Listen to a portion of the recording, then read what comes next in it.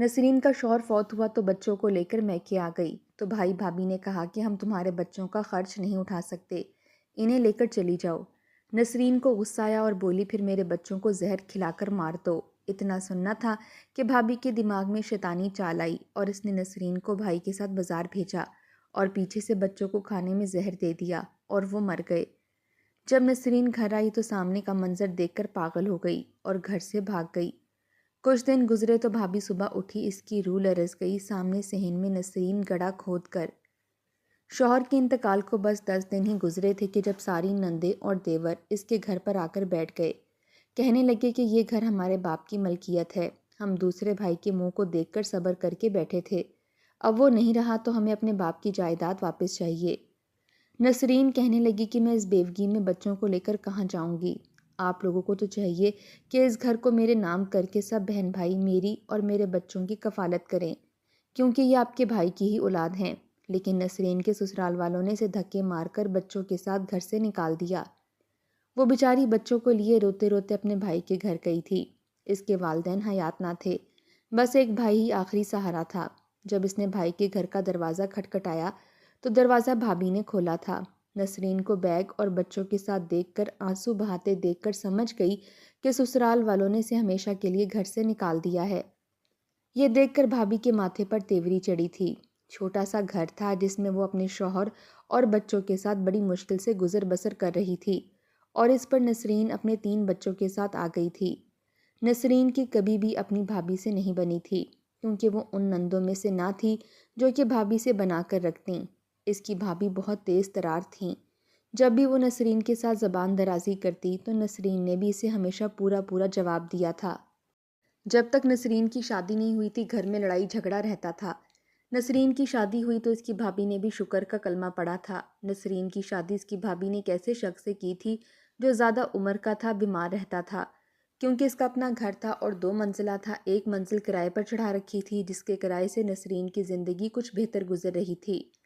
कुछ इसका शौहर काम कारोबार में भी तेज़ था। जब ठीक होता तो सुबह का निकला रात को अच्छे खासे पैसे लेकर आता था।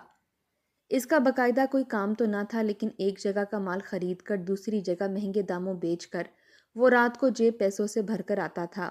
उम्र में भी नसरीन से 15 साल बड़ा था, और ये रिश्ता भी इसकी भाभी ने ही ज़बरदस्ती करवाया था कि अच्छा खाता पीता घराना है। कुछ उम्र का तकाजा था और कुछ इसे टीबी हो गई, जिसका इसने ठीक से इलाज नहीं करवाया था तो वो बिगड़ गई।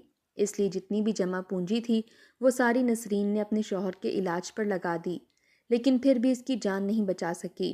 अभी तो इसका गम भी भरा नहीं था कि ससुराल वालों ने भी अपना असल रंग दिखा दिया और इसे धक्के मारकर बेघर कर दिया।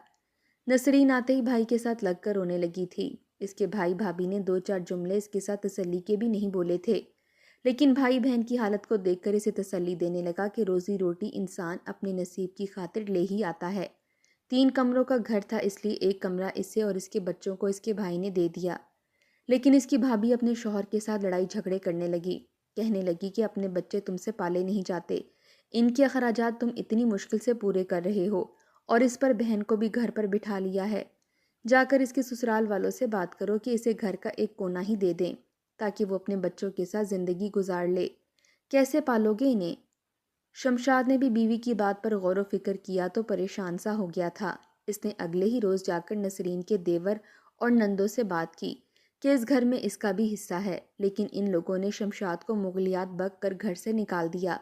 कहने लगे कि इसका शौहर मर गया है, इसलिए इसका हिस्सा भी ख़त्म हो गया।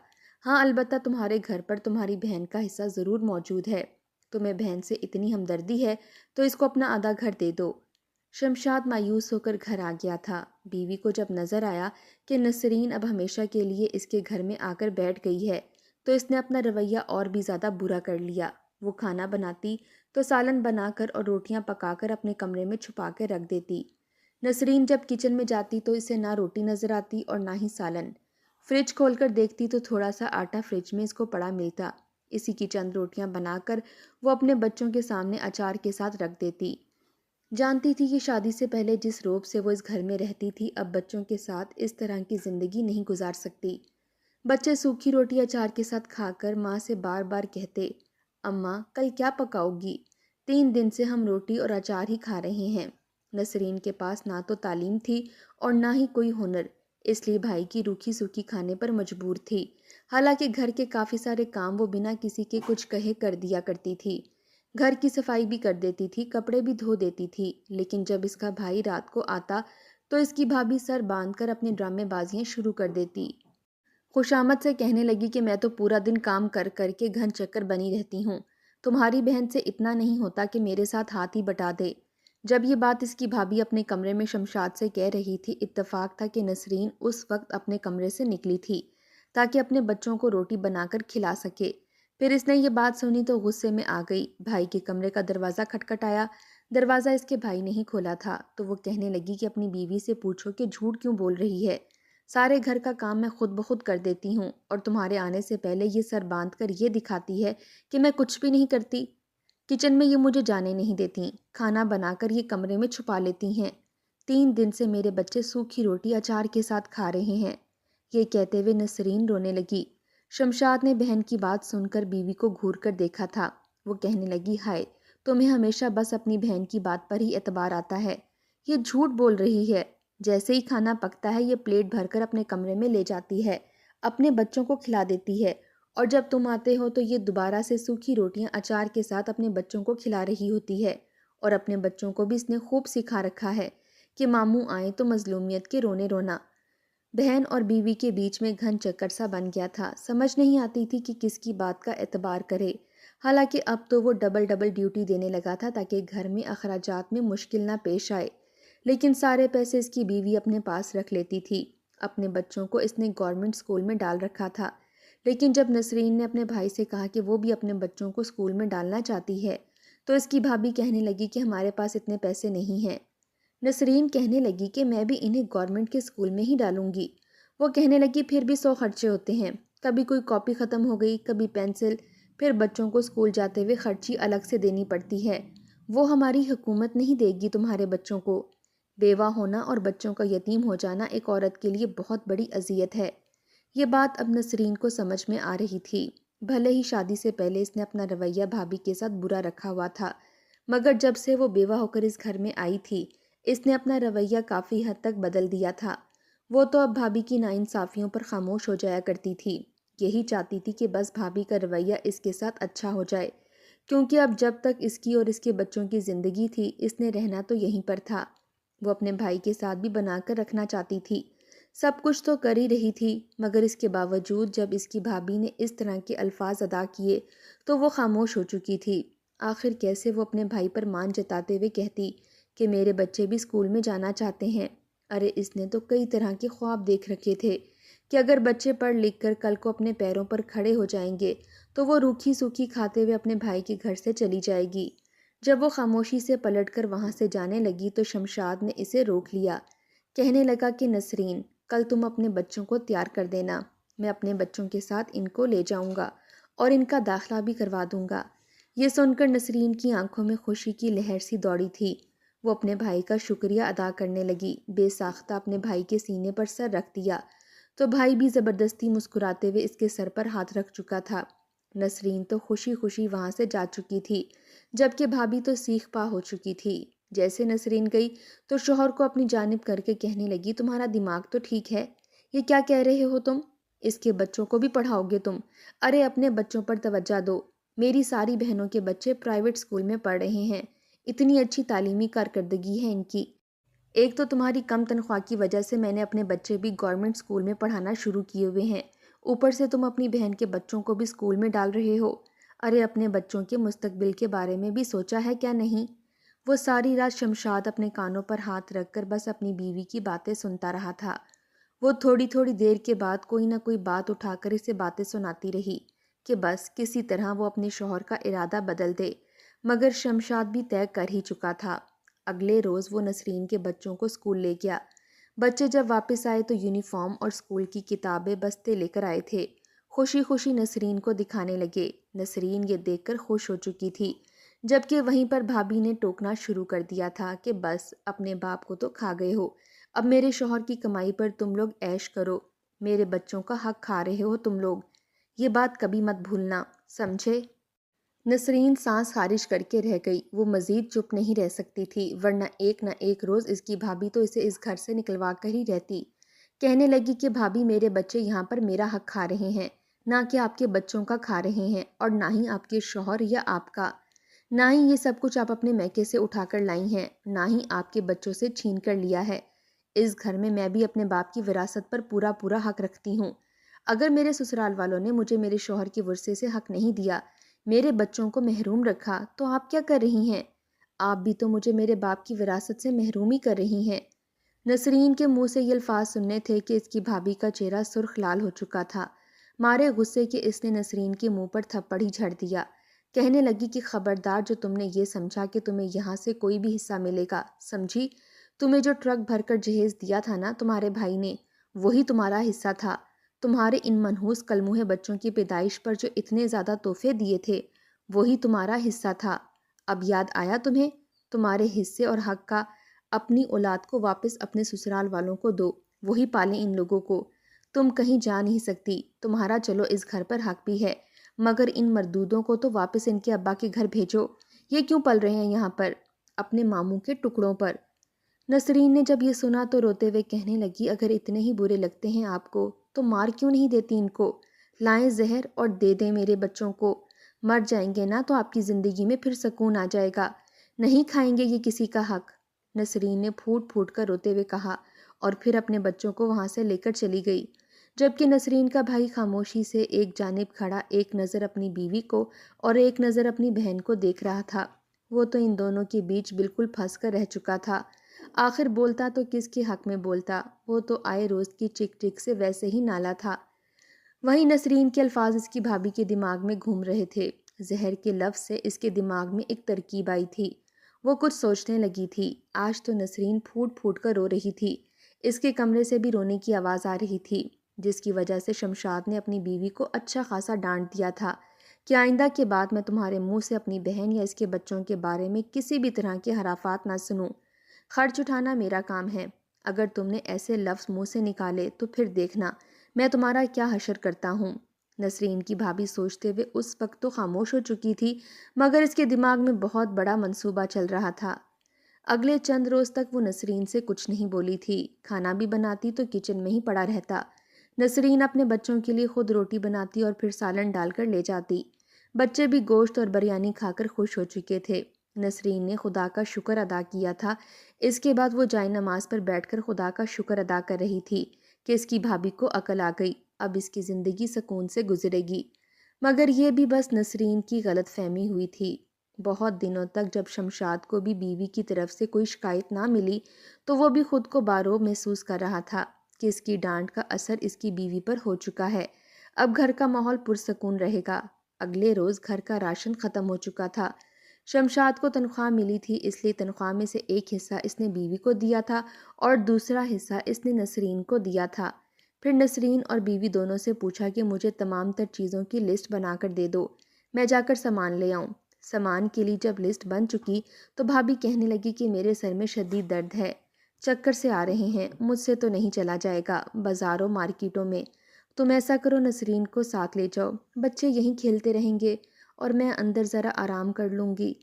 نسرین نے بھی حامی بھر لی، کالی چادر خود کے گرد لپیٹی اور دونوں بہن بھائی سودا سلف خریدنے کے لیے گھر سے چلے گئے۔ پیچھے بھابھی کے دماغ میں اپنی چال کو کامیاب بنانے کا منصوبہ آ چکا تھا۔ اس نے کھانا بنایا، بچوں کے پاس آئی اور پوچھنے لگی کہ آج میرے بچے کیا کھائیں گے۔ شمشاد اور نسرین دونوں کے بچوں نے کہا کہ ہم نے بریانی کھانی ہے۔ یہ سن کر بھابھی نے بڑے ہی پیار سے نسرین کے بچوں کو پچکارا تھا، پھر گئی اور بریانی بنانے لگی۔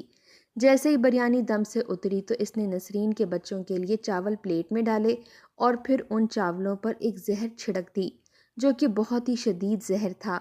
اس نے بڑے ہی دھیان سے پہلے کھانا اپنے بچوں کو ایک جانب بٹھا کر دیا تھا اور باقی بریانی نسرین کے بچوں کو الگ بٹھا کر دی تھی۔ بچے بریانی کھا رہے تھے تو اس کی خوب تعریف کر رہے تھے کہ ممانی بڑے مزے کی بریانی بنی ہے، آپ ہمیں روز ایسے کھانا بنا کر دیا کریں۔ جیسے ہی بریانی کے چند چمچ ان کے حلق سے نیچے اترے، پیٹ میں گرم لاوا پھوٹا تھا۔ سب سے پہلے نسرین کا چھوٹا بیٹا رویا تھا، کہنے لگا مجھے پیٹ میں درد ہو رہا ہے، ایسے لگ رہا ہے جیسے اندر کچھ جل رہا ہو۔ باقی بہن بھائی اسے سنبھالنے کے لیے آگے بڑھے کہ انہیں بھی کھانسی آنے لگی، سب کی حالت خراب ہونے لگی تھی۔ بھابھی نے فوراً اپنے بچوں کو بھیجا، کہنے لگی کہ جاؤ بچوں، اپنے کمرے میں جاؤ، باہر مت آنا۔ بچے بھی حیرت سے اپنی ماں کو دیکھتے ہوئے پھر کمرے میں چلے گئے۔ بھابھی نے کمرے کو باہر سے کنڈی لگا دی اور ان بچوں کو تڑپتے ہوئے دیکھنے لگی، جو کسی بن پانی کی مچھلی کی طرح تڑپ رہے تھے۔ آنکھوں میں آنسو آ چکے تھے، منہ سے اور ناک سے خون آنے لگا تھا، شاید بچوں کے جگر پھٹ چکے تھے، مگر صفاق دل ممانی کو رحم نہیں آیا تھا۔ خون کے بعد بچوں کے منہ سے جھاگ نکلی تھی۔ وہ روتے ہوئے بڑی ہی ترسی ہوئی نظروں کے ساتھ اپنی ممانی کو دیکھ رہے تھے، پانی مانگ رہے تھے۔ ایک پل کو یہ منظر دیکھ کر بھابھی کا دل بھی کانپا تھا، پھر خود کو یہ کہہ کر تسلی دینے لگی کہ میں جو کچھ کر رہی ہوں اپنے بچوں کے لیے کر رہی ہوں، اسی میں ہی میرے بچوں کا مستقبل ہے۔ ایک ماں اپنے بچوں کی خاطر کسی بھی حد تک جا سکتی ہے۔ تینوں بچے تڑپ تڑپ کر مر چکے تھے۔ اس کے بعد بھابھی نے سب سے پہلے تو صحن میں گڑھا کھود کر وہ ساری زہر والی بریانی زمین میں دفن کی، بچوں کے منہ صاف کیے اور پھر باہر سے گزرتی کلفی والے سے کلفیاں لا کر بچوں کے پاس رکھ دیں۔ اس سے یہ لگے کہ بچوں نے باہر سے کلفیاں خرید کر کھائیں۔ اس نے یہ بہانہ بنایا کہ میں نے اپنے بچوں کو تو کلفیاں کھانے سے روک دیا تھا، مگر نسرین کے بچوں نے ضد کر کے گندی کلفیاں خرید کر کھا لی تھیں، جس کے بعد یہ سب کچھ ہو گیا۔ کچھ ہی دیر بعد جب نسرین اور شمشاد گھر واپس لوٹے تو گھر میں تو کہرام مچا ہوا تھا۔ نسرین کی بھابھی رو رو کر محلے والوں کو اکٹھا کر چکی تھی۔ نسرین کے تو پیروں کے نیچے سے زمین نکل چکی تھی۔ اس کے بعد انہوں نے اسے بتایا کہ بچوں نے باہر سے گندے پانی والی کلفیاں کھا لی تھیں، جس میں نہ جانے کیا زہر تھا کہ بچے مر گئے۔ نسرین تو روتے ہوئے غش کھا کر گر چکی تھی۔ اس کلفی والے کو بہت ڈھونڈنے کی کوشش کی مگر وہ نہ ملا۔ پورے محلے میں یہ بات کچھ یوں پھیلی تھی کہ زہریلی کلفیاں کھانے سے نسرین کے یتیم بچے مر گئے، جبکہ حقیقت کچھ اور ہی تھی۔ نسرین کی تو کل کائنات ہی اجڑ چکی تھی۔ نہ جانے یہ آزمائش تھی یا مصیبت۔ 7 دن بعد وہ بے ہوشی سے باہر آئی تھی۔ اٹھ کر سب سے پہلے سوال ہی اپنے بھائی شمشاد سے یہ کیا تھا کہ میرے بچے کدھر ہیں؟ جب اسے ہوش میں آنے کے بعد یہ پتا چلا کہ اس کے بچے مر چکے ہیں تو وہ پاگل ہو گئی۔ اس کا ذہنی توازن بگڑ چکا تھا۔ رو رو کر بس ایک ہی بات کرتی کہ میری بھابھی نے میرے بچوں کو زہر دے کر مار دیا۔ یہ سن کر ایک پل کو بھابھی کا رنگ متغیر ہوا تھا، مگر وہ پاگل نسرین سے لڑنے لگی کہ بکواس بند کرو، وہ خود گندی چیز کھا کر مرے ہیں، مجھ پر الزام تراشی کرنے کی کوئی ضرورت نہیں ہے۔ شمشاد نے اپنی بہن کا علاج کروانے کی کوشش کی، لیکن آخر کب تک کرواتا؟ اتنے پیسے کہاں سے لاتا؟ بار بار نسرین کو پاگل پن کے دورے پڑنے لگے۔ وہ روتے ہوئے چیخنے چلانے لگی۔ ایک رات گھر سے ہی بھاگ گئی۔ شمشاد نے اپنی بہن کو ڈھونڈنا چاہا، لیکن کہاں ڈھونڈتا؟ نسرین تو نہ جانے کہاں چلی گئی تھی۔ آخر کو اپنے بھانجے بھانجیوں کی قبروں پر بھی آ کر دیکھا، مگر وہاں پر بھی وہ موجود نہ تھی۔ بھابھی تو خوش ہوئی تھی کہ چلو جان چھوٹ گئی اس نسرین سے، کم از کم اب زندگی میں سکون تو رہے گا۔ سارے کانٹے خود بخود ہی میری زندگیوں سے سمٹ چکے ہیں۔ ایک رات وہ اپنے گھر میں سو رہی تھی کہ جب اسے اپنے صحن میں عجیب سی آوازیں آنے لگیں۔ ایسا لگ رہا تھا جیسے کوئی صحن میں کھدائی کر رہا ہو۔ شور کی آواز سن کر شمشاد اور اس کی بیوی دونوں ہی اٹھ چکے تھے۔ جیسے ہی کمرے سے باہر آئے تو جو منظر دکھائی دیا وہ دیکھ کر بھابھی کے تو 14 طبق روشن ہو چکے تھے۔ یہ تو کئی ہفتوں بعد واپس لوٹ کر آنے والی نسرین تھی، جو کہ زمین کا وہ حصہ کھود رہی تھی جہاں پر زہر آلود بریانی اس کی بھابھی نے دفنائی تھی۔ وہ لوگ اسے روکنے لگے۔ شمشاد اپنی بہن کو دیکھ کر پریشان ہو گیا۔ اس کی حالت بہت خراب تھی، کپڑے کئی جگہ سے پھٹ چکے تھے، بال بکھرے تھے، مٹی سے اٹے تھے۔ کہنے لگی کہ خواب میں میرے بچے آئے ہیں، روز رات کو پاس آ کر کہتے ہیں کہ اماں یہاں پر ہماری لاشیں دفن ہیں، تم کھود کر ہمیں قبرستان میں دفناؤ۔ بہن کی یہ بات سن کر شمشاد کہنے لگا، تم پاگل ہو چکی ہو، انہیں قبرستان میں ہی دفنایا تھا، تمہیں خود ان کی قبر پر لے کر گیا تھا، مگر تھوڑی سی مٹی اٹھانے پر وہاں پر چاول نکلے تھے جو کہ خراب تو ہو چکے تھے، مگر چاول دفن دیکھ کر شمشاد ٹھٹکا تھا۔ نسرین تو روتے ہوئے کہنے لگی، دیکھ لو میرے بچوں کی قبر یہی ہے، یہ دیکھو یہ چاول، میرے بچوں نے یہی چاول کھائے ہوں گے، تمہاری بیوی نے ہی مارا ہے انہیں۔ نسرین تو پاگل تھی، مگر شاید کچھ تو اس کے ساتھ ایسا ضرور ہوا تھا کہ خواب میں اسے نشانیاں مل چکی تھیں۔ بھابھی تو فوراً کہنے لگی کہ یہ کھانا خراب ہو چکا تھا، اس لیے بے ادبی نہ ہو میں نے یہاں دفن کر دیا۔ لیکن تبھی شمشاد کے دونوں بڑے بیٹے جو کہ 11-12 سال کے تھے وہاں پر آ گئے۔ مزید خاموش نہ رہ سکے۔ اس روز جو کچھ ہوا تھا سب کچھ لفظ پر لفظ انہوں نے اپنے ابا کو اور نسرین کو بتا دیا۔ یہ سن کر شمشاد کو اپنی بیوی پر شدید غصہ آیا تھا۔ ایک حقارت محسوس ہوئی تھی۔ اس نے کھڑے کھڑے اپنی بیوی کو طلاق دے دی۔ فوراً پولیس کو بلوایا۔ بھابھی غصے سے کہنے لگی کہ مجھے خبردار جو جیل بھجوایا تو ورنہ میں تم سب کا قتل کر دوں گی، مگر پولیس بھابھی کو پکڑ کر لے جا چکی تھی۔